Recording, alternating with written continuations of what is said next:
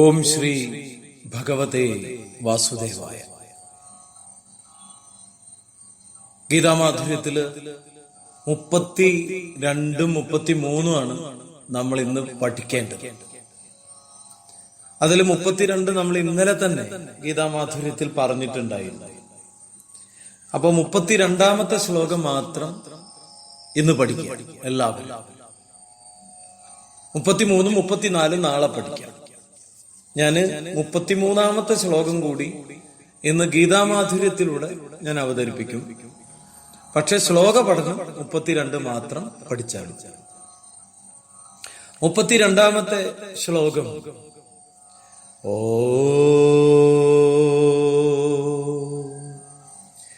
യേ ത്വേ തദഭ്യാസുയന്ത നാനുതിഷ്ഠന്തി may മതം സർവജ്ഞാന വിമൂഢാംസ്ത വിദ്ധി നഷ്ടാ ന ചേതസാ. ഇതില് ആദ്യത്തെ ഒരു വരി വളരെ ശ്രദ്ധയോടെ ചെല്ലണം.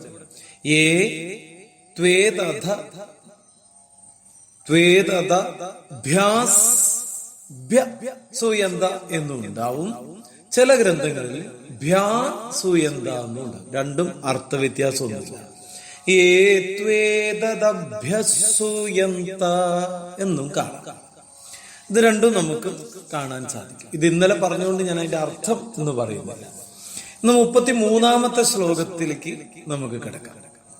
ഇതും കൂടി ഞാൻ ശ്ലോകമായിട്ട് പഠിക്കാം. നാളെ നമുക്ക് 33, 34 പഠിക്കാം. എഴുതിയിടുന്നത് അങ്ങനെ തന്നെ നമുക്ക് പഠിക്കാം.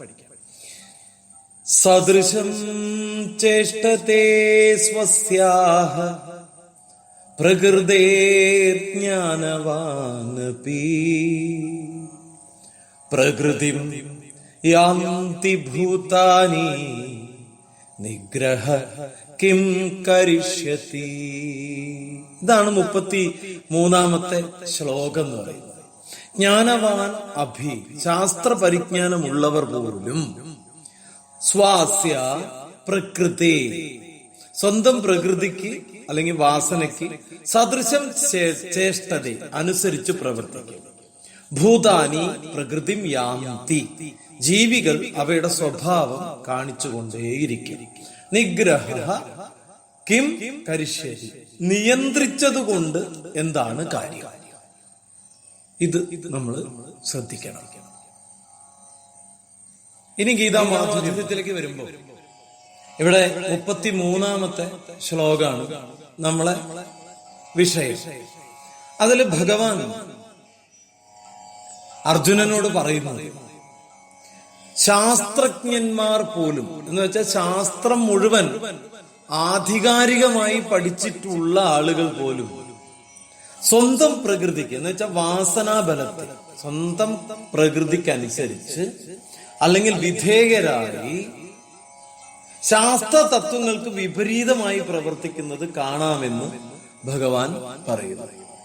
എന്നുവെച്ചാൽ ശാസ്ത്രത്തിലൂടെയുള്ള ഒരുപാട് സത്യങ്ങൾ ഉണ്ടെങ്കിലും ഭഗവാൻ പറയുന്നത് ഇതൊക്കെ പഠിച്ച് മനസ്സിലാക്കി വന്നവരാണെങ്കിൽ പോലും അവരെന്ത് ചെയ്യുന്നു? ശാസ്ത്ര സത്യത്തെ ഇകഴ്ത്തി ജീവിക്കാൻ ശ്രമിക്കുന്നു.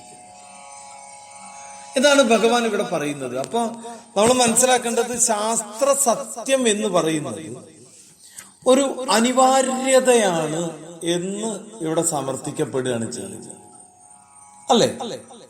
അപ്പോ ശാസ്ത്ര സത്യങ്ങളൊക്കെ ഭഗവാൻ പറയുന്ന തത്വാധിഷ്ഠിതമായിട്ടുള്ള കാര്യക്രമങ്ങളിലേക്ക് ഇറങ്ങി വരുമ്പോഴും ഇതേ ശാസ്ത്രജ്ഞന്മാര് അവർക്ക് സത്യമാണെന്ന് ബോധ്യമുള്ളത് പോലും കളവാണെന്ന് പറയും. ഇതാണ് ഭഗവാൻ ശ്രീകൃഷ്ണന്റെ പ്രത്യേകത.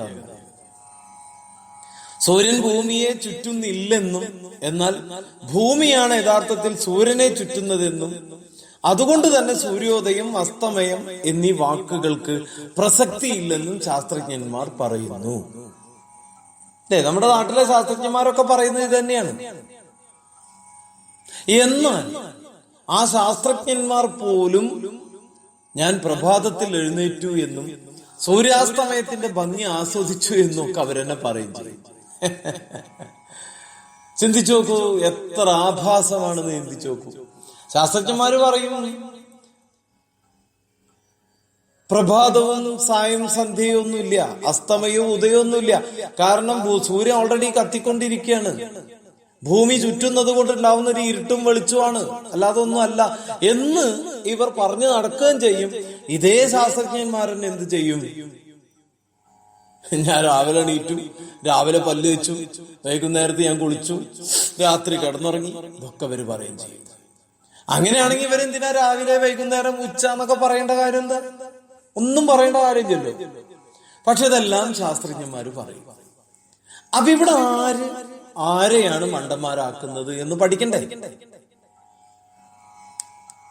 കോപം പാടില്ല എന്ന് ഉപദേശിക്കുന്ന തത്വജ്ഞാനികൾ കോപം നിയന്ത്രിക്കാൻ സാധിക്കാതെ പെരുമാറുന്നത് നമ്മൾ കണ്ടിട്ടില്ല. ചിന്മയാനന്ദ സ്വാമിയുടെ ശിഷ്യന്മാര് പറയും, ചിന്മയാനന്ദ സ്വാമി പ്രഭാഷണത്തിൽ പറയാറുണ്ട് അത്രേ, ആരും കോപിക്കരുത്, ആരും ദേഷ്യപ്പെടരുത്, ഗീതാ തത്വത്തിലൂടെ മുന്നോട്ട് പോകണം. പക്ഷെ അത് കഴിഞ്ഞ് 2 മിനിറ്റ് കഴിഞ്ഞാൽ സ്വന്തം മുന്നിൽ കിട്ടുന്ന ശിഷ്യനെ വേണ്ടത്ര ദേഷ്യപ്പെടും ചെയ്യും. ചിന്മയാനന്ദ സ്വാമിയുടെ മുന്നിക്ക് പോവാൻ തന്നെ ശിഷ്യന്മാർക്ക് ഭയമായിരുന്നു എന്നാ പറഞ്ഞു. അപ്പോ ഉപദേശിക്കുന്ന തത്വജ്ഞാനത്തെ പ്രാവർത്തികമാക്കാൻ കൂടി കഴിയുന്നവരാണ് യോഗി എന്ന് പറയുന്നത്. ഞാനിത് ചിന്മയാനന്ദ സ്വാമി അങ്ങനെയാണെന്ന് പറഞ്ഞതല്ല. ചിന്മയാനന്ദ സ്വാമിയെ പോലെ ഒരു യോഗി ചിലപ്പോ ഇന്ത്യ രാജ്യം ഭാരതം കണ്ടിട്ടുണ്ടാവില്ല, അത്ര ഉജ്ജ്വലനാണ്. തത്വാധിഷ്ഠിതമായി ജീവിച്ച വ്യക്തിയാണ്. ഭഗവത്ഗീതയെ തലച്ചോറിനുള്ളിൽ ആവാഹിച്ച വ്യക്തിയാണ്. അതിനെ മറ്റുള്ളവർക്ക് പകർന്നു കൊടുത്ത വ്യക്തിയാണ്. പക്ഷെ ദേഷ്യം അദ്ദേഹത്തെ വേട്ടയാടാറുണ്ടായിരുന്നു. ഇവിടെ പറയുന്നത് ഈ മുജ്ജന്മ വാസനകളുടെ ഫലമായിട്ട് അജ്ഞാനികളെ പോലെ പെരുമാറുന്നതായിട്ട് നമുക്ക് കാണാൻ സാധിക്കുന്നു എന്ന വാസനകൾ അത്രയും ദൃഢമായിട്ടാണ് മനുഷ്യ മനസ്സിൽ പ്രവർത്തിക്കുന്നത് എന്നർത്ഥം. അപ്പൊ ആദർശം പറയുന്ന പലരും ആദർശത്തിന് വിപരീതമായി പെരുമാറുന്നതും പ്രകൃതിയുടെ ഗുണങ്ങൾ കൊണ്ടാണ് എന്ന് മനസ്സിലാക്കാൻ സാധിക്കും. അപ്പൊ ഇവിടെ നമ്മൾ മനസ്സിലാക്കേണ്ടത് ഒരു പ്രഭാഷണമല്ല വേണ്ടത്, ഒരു പ്രവർത്തനമാണ് വേണ്ടത്. പ്രഭാഷണം ഈസി ആയിട്ടുള്ള കാര്യം, പക്ഷെ പ്രവർത്തനം വളരെ കഷ്ടമുള്ള കാര്യമാണ്. പ്രഭാഷണം നടത്തുന്നത് ജീവിതത്തിൽ പ്രാവർത്തികമാക്കി കാണിച്ചു കൊടുക്കാൻ കഴിയുന്നിടത്താണ് നമ്മൾ വിജയിക്കുന്നത്. നമ്മൾ ആലോചിച്ച് നോക്കുക, നമുക്ക് കിട്ടാത്ത ഒരു സ്നേഹം കിട്ടുമ്പോൾ, നമുക്ക് ലഭിക്കാത്ത ഒരു ഗുണം നമുക്ക് ലഭിക്കുമ്പോൾ നമ്മുടെ മനസ്സിനുള്ളിൽ ഉണ്ടാകുന്ന സന്തോഷത്തിന്റെ ആധിക്യം വളരെ വലുതാണ്, അല്ലേ? ആ സന്തോഷത്തെ എങ്ങനെയാ നമ്മൾ സ്വീകരിക്കുന്നത്? ചില ആളുകൾ കണ്ടിട്ടില്ലേ, ഭാര്യയിൽ നിന്ന് സ്നേഹം കിട്ടാതാവുമ്പോ മറ്റൊരു സ്ത്രീയിൽ നിന്ന് കിട്ടുമ്പോ അത് ശരിക്കും ആസ്വദിക്കും, അല്ലേ? കണ്ടിട്ടില്ലേ? തിരിച്ചും അത് സംഭവിക്കാം. പക്ഷെ അതുകൊണ്ട് ഇതൊരു കുടുംബ പശ്ചാത്തലത്തിന്റെ തകർച്ചയാണെന്ന് പറയാൻ പറ്റുമോ? സാധ്യമല്ല. അപ്പൊ ഇവിടെ പറയുന്നത് നമ്മുടെ ജീവിതത്തിന്റെ എല്ലാ മേഖലകളിലും സ്നേഹത്തെ, കാരുണ്യത്തെ, വാത്സല്യത്തെ കൊണ്ടുവരാൻ സാധിച്ചാൽ ഈ ദേഷ്യം എന്ന് പറയുന്നതിനെ നമുക്ക് ജീവിതത്തിൽ നിന്ന് മാറ്റാൻ സാധിക്കുന്നതല്ല. ഇത് ഭഗവാൻ പറഞ്ഞത്.